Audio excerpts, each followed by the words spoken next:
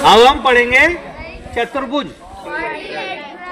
तो चतुर्भुज कितने प्रकार के होते हैं? सबसे पहले तो आती है चतुर्भुज की परिभाषा।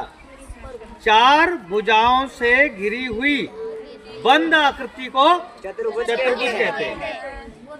क्या आकृति खुली होगी तो चतुर्भुज होगा? चार भुजाएं हो और चारों कैसी हो? बंद। अब अलग अलग प्रकार की हो सकती है। हो सकता है चारों बराबर हो सकता है दो बराबर हो, या टेढ़ी भी हो सकती है, या समांतर भी हो सकती है ना? तो तीन प्रकार के होते हैं। देखो, चतुर्भुज को पहले तीन भागों में हमने बांटा। पहला समांतर चतुर्भुज, दूसरा समलंब चतुर्भुज, तीसरा है पतंग। तो समांतर चतुर्भुज कैसा होता है? जिसके आमने सामने की भुजाएं समांतर हो, मतलब समान अंतर पे हो। अगर दो ऐसी हैं तो दो ऐसी, दो आमने सामने की सब भुजाएं कैसी है?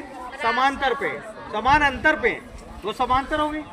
समलंब, जिसमें एक जोड़ा तो समान अंतर पे है, दूसरा जैसे देखो ये तो समान अंतर पे है, लेकिन ये वाला कैसा है? एक ऐसी भुजा जा रही है, कैसी जा रही है? एक छोटी एक बड़ी है। तीसरा पतंग। पतंग कौन सा है? पतंग कौन सा है? जिसके आसन्न भुजाएं, जो एक ये देखो ये वाली भुजा जा रही है, आसन्न भुजाएं ये कैसी है? देखो ये बराबर है, और नीचे वाली ये बराबर है।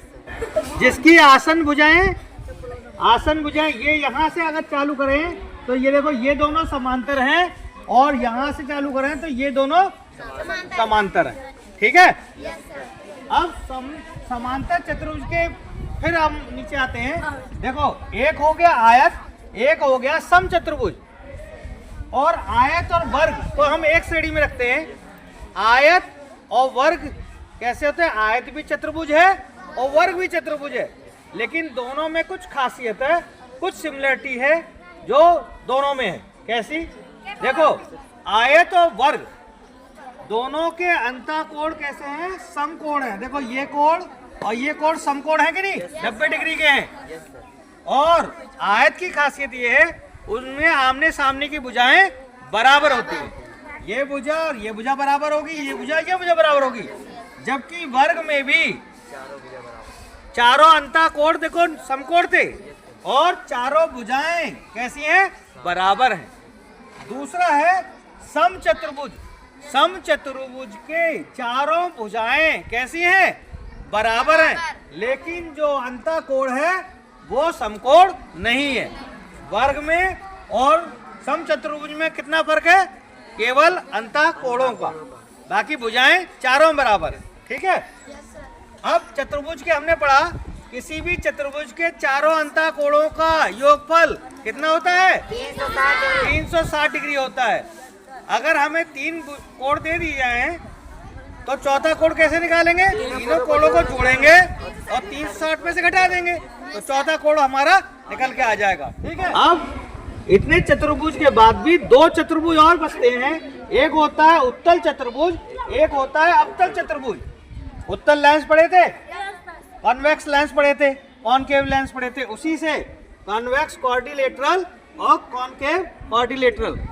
अब उत्तल चतुर्भुज ऐसा होता है जिसके चारों अंतःकोण कितने होंगे? 180 से छोटे ही होंगे।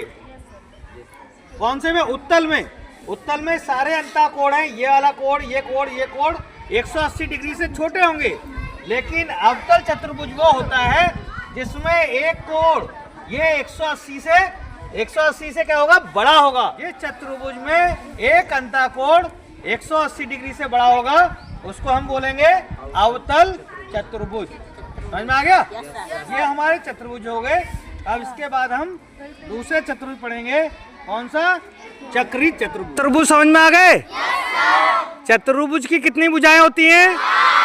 और चतुर्भुज के अंतःकोण कितने होते हैं? 4। और चारों कोणों को जोड़ दें तो कितने डिग्री होता है? क्योंकि एक चक्कर कितने डिग्री का होता है?